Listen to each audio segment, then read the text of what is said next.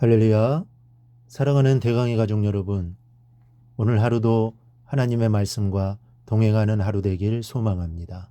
오늘 말씀은 출애굽기 21장 18절에서 25절 말씀입니다.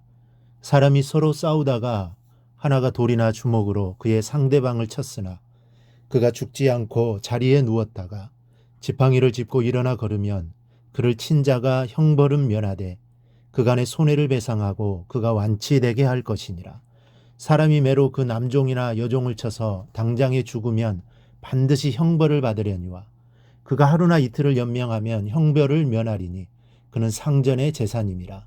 사람이 서로 싸우다가 임신한 여인을 쳐서 낙태하게 하였으나 다른 해가 없으면 그 남편의 청구대로 반드시 벌금을 내되 재판장의 판결을 따라 낼 것이니라.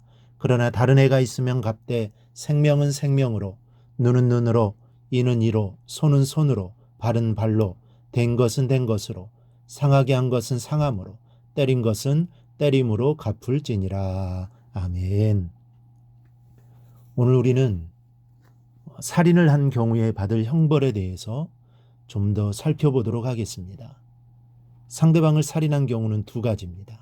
하나는 고의성을 가지고 살인한 경우이고 또 하나는 살인한 마음은 없었으나 상대방이 죽은 경우입니다. 즉 과실치사에 해당하는 경우입니다. 어느 상전이 거느리던 종이 죄를 범했습니다. 그래서 문초내지는 태형에 처했습니다. 그런데 그만 매를 맞다가 그 자리에서 죽어버렸습니다. 그러면 그 상전은 반드시 형벌을 받아야 한다는 것입니다. 이것이 본문 20절의 내용입니다. 왜냐하면 그 상전이 종을 매질한 것은 죽이기 위한 목적으로 가해졌기 때문이라는 것입니다. 이는 당시 종의 생명도 주인의 손에 달려 있었던 시대 상황을 뛰어넘는 법령입니다.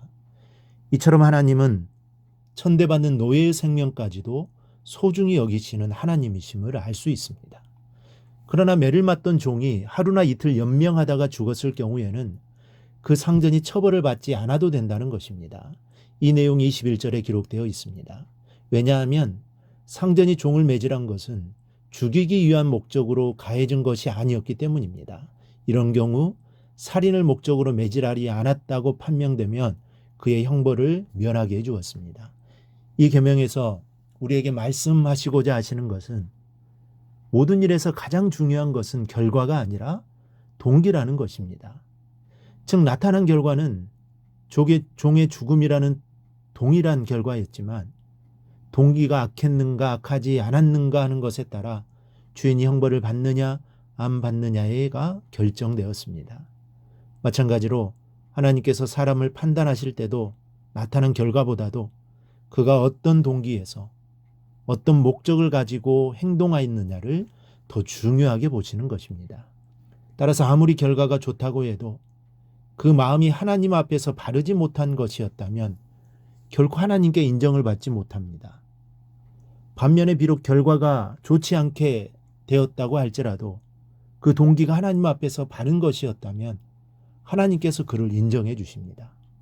사람들은 모든 것을 겉으로 나타난 결과로 판단하려고 하지만 사람의 마음을 모두 아시는 하나님께서는 결과에 앞서 이미 그 마음으로 모든 것을 판단하십니다. 그러므로 성도들이 무엇을 행할 때 어떤 결과를 이룰 수 있을 것인가가 아니라 과연 자신이 하나님 앞에서 바른 마음과 바른 목적으로 이 일을 행하고 있는가 하는 것을 먼저 살펴보아야 합니다. 그럴 때 여러분의 모든 일들이 하나님의 인정과 축복을 받고 성공을 이루게 될 것입니다. 또 18절과 19절을 보면 싸움을 하다가 발생하는 불상사를 기록하고 있습니다. 사람이 서로 싸우다가 한 사람이 돌이나 주먹으로 때렸는데 상대방이 혼수 상태에 빠졌습니다. 모두들 죽었는 줄 알았는데 그가 일어나 지팡이를 짚고 걸어다닙니다. 그러면 그를 때린 자는 형벌을 면했습니다. 다만 치료받는 동안 육체적으로 정신적으로 충분한 배상을 해 주어야만 했습니다. 또한 22절 이하를 보면 서로 싸우다가 실수로 아이벤 여인을 다쳐 낙태케 했으면 남편의 청구대로 변상을 해 주어야 했습니다. 만일 손해배상 청구가 터무니없을 경우에는 재판장의 판결대로 배상해 주면 되었습니다. 그러나 그 여인에게 다른 애가 생겨나면 반드시 그에 상응하는 대가를 지불해야만 했습니다. 이에 대해 성경은 이렇게 말씀합니다. 그러나 다른 해가 있으면 갚되 생명은 생명으로, 눈은 눈으로, 이는 이로, 손은 손으로, 발은 발로, 된 것은 된 것으로, 상하게 한 것은 상함으로, 때린 것은 때림으로 갚을지니라.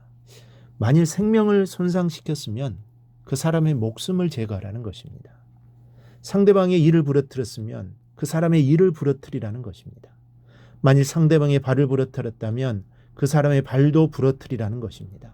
그야말로 남에게 한 대 때린 자는 반드시 그 자에게도 한 대를 때리도록 하신 것입니다. 이 말씀은 범죄자에 대한 하나님의 엄격한 공의를 보여주는 말씀입니다. 그렇다면 이 말씀은 원수를 사랑하라는 주님의 말씀과 입에대는 말씀일까요? 원수를 사랑하라는 주님의 말씀은 복음이고 눈은 눈으로 갚고 이는 이로 갚으라는 말씀은 율법일까요? 많은 분들이 구약은 율법이고 신약은 복음이라고 생각하고 있습니다. 그러나 생명은 생명으로, 눈은 눈으로, 이는 이로 갚으라는 이 말씀이 원수를 사랑하라는 말씀과 똑같은 용서의 말씀임을 기억해야 합니다. 생명은 생명으로라는 말은 내가 저 사람을 죽였으면 너도 죽게 된다는 뜻입니다. 그런데 이 말씀을 뒤집어 생각해 보면 네가 살고 싶으면 원수를 죽이고 싶어도 죽이지 말라는 뜻이 담겨져 있는 것입니다.